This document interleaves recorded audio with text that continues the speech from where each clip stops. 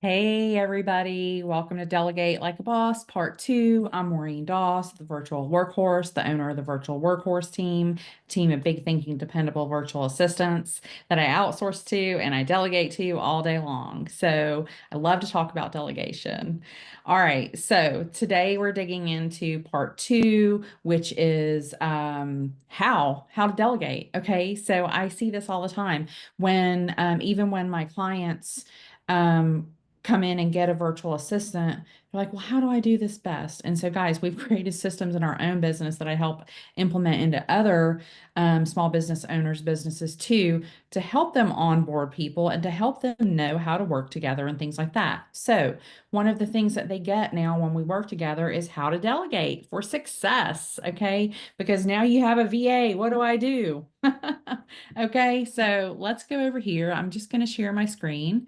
And we're going to hop into part 2 of Delegate Like a Boss. And let's see here. We just want to present my slide deck. All right, guys. So delegating like a boss. All right, so let's go over here and go how to delegate. Okay, sounds simple, but honestly, how do you delegate? What is the best way to delegate? Let's talk about first choosing the right tools or form of delegation. Choosing the right tools and form of delegation is important because and no matter what you choose, my number one tip is to do it um, the same way every time. Okay, that set your expectations with your VA or whomever you're delegating to. If you have someone on your team, the expectations need to be there. You need to have mutual accountability and choose the right tools. Okay, and so that could be email, that could be text, that could be Asana, a project management software. It could be Slack. Whatever you decide to use that consistently. Okay. And so my personal recommendation is Asana. Some people think, I hear it all the time. They don't like Asana. They want to use ClickUp or Monday or Trello, a lot of other tools out there that we can use. But my go-to is Asana, and I've used it for 10 years in running my business. I use it to run my team of virtual assistants. We have all of our clients in there. We have a way of a streamlined way of keeping their information in there and their tasks in there and their projects. And then we invite them in there as well. And so when we onboard them, we do ask them, we say, would you like to use our project management software with us where you can just assign your VA tasks? And most people say yes. Other people, maybe they're not tech savvy, they don't want to learn a new tool, they don't want to download anything. They're like, no, you know what? The best form for me is email. That's good. Let's keep it consistent. Let's create a process for that. Write out the SOP. As long as we have it consistent and both parties know what to expect, your outcome is going to be great. Okay. So that is my personal recommendation. Now, what do I do with my clients? What do I have my VAs do with the clients that we bring on? And this, guys, remember to go through, have your PDF handy, Delegate Like a Boss Part 2, How to Delegate, because it's got more information in there than the slide deck. And so I want you to kind of follow along. And it also tells you how to organize your work plan. Okay. I create what I like to call a work plan with my clients. And basically, what we do when we onboard them is we sit down together on Zoom or in person, whatever it happens to be, and we create a work plan. What are we going to work on daily for you? What are the weekly tasks? What are the monthly tasks? Maybe there's a task that needs to be performed certain dates of the month or a certain date of the month. Let's create that. We put that into our project management system. What are the projects you're working on? We put the projects into our project management system.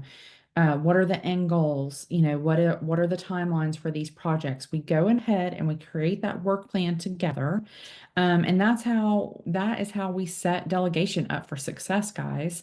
So I highly suggest that you do that with whomever you're outsourcing to or delegating to. Keep each other on the same page, okay? Be clear when you're delegating. What do you need from them? When do you need it by? And how would you like it delivered? Okay. Have all the expectations lined up out front, because sometimes we're thinking things in our head and we're thinking, okay, well, I'm sure I asked them to create this, and so I'm sure they're going to present it to me this way. But then all of a sudden, you don't have it and you're wondering where it is, and that's because they've sent it a different way than you were expecting. So having those clear expectations is critical. All right. So this goes a little bit more into organization and having open communication, clear directions, and expectations. Okay. Make sure that you guys are doing that with your virtual assistant or whoever you are delegating to. Okay. Let's see here. Okay. So, all right. So I want you to make sure that you have all of this in place. To reiterate, we're going to have good communication. We're going to have one consistent form of delegating tasks. Okay. We're going to have clear directions and expectations. So the whole process of the delegation process will go smoothly for you. Okay. And let me just go over here, following along in your PDF. Okay, it gives you some ideas when you set up your work plan. What may be a daily task for your VA? That could be reviewing your emails, communications, responding to urgent emails, client relations, client updates, some social media management, or customer support. Those weekly tasks, that could be a team call, a client check-in, some kind of review or content planning. You know, I my virtual assistants, we have a call with our client on at least a weekly basis at a minimum, to say, hey, I'm here, I'm your VA, we see each other. We communicate, we stay on the same page, we review all of our tasks that we're working on, what is still in progress, our dates, for completion. We talk about any goals that our client has that week. So making sure that you're communicating all that, having a weekly agenda for your meeting is a good idea. I do know some people that even do this on a daily basis with their VA. All right. Okay, so even doing it on a daily basis is a great option. You can create those monthly tasks, and then I've got the project-based tasks and how to set those up for success as well. All right, make sure you're organized and doing it effectively. Okay. And I just want to reiterate one more thing in how to delegate. Have open and clear communications is essential to building that strong foundation with your VA, okay? And having that mutual accountability. We don't want any kind of confusion, or, I thought you were going to do that, or I thought I was going to do that. Make sure it's clear. If you have more than one person on your team, make sure that in that work plan, you're assigning it to whomever needs to do those certain tasks, especially if it's a project, okay? And so this will all help you reduce misunderstandings and increase the overall success of delegated tasks. All right.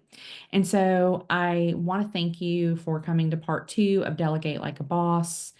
Um, I'm Maureen Doss, the virtual workhorse. I'm the owner and CEO for Virtual Workhorse Team, my team of big thinking, dependable virtual assistants. And so delegation is high, high, high on a daily task. And so getting good at delegation takes time. And I believe once you hit the 3-month mark with your VA, that is when the magic starts to happen. You guys have kind of created a relationship, and the delegation just is a smooth process, and you're able to move forward. So thanks again for joining. Delegate Like a Boss, part 2, how to delegate. I'll see you in part 3.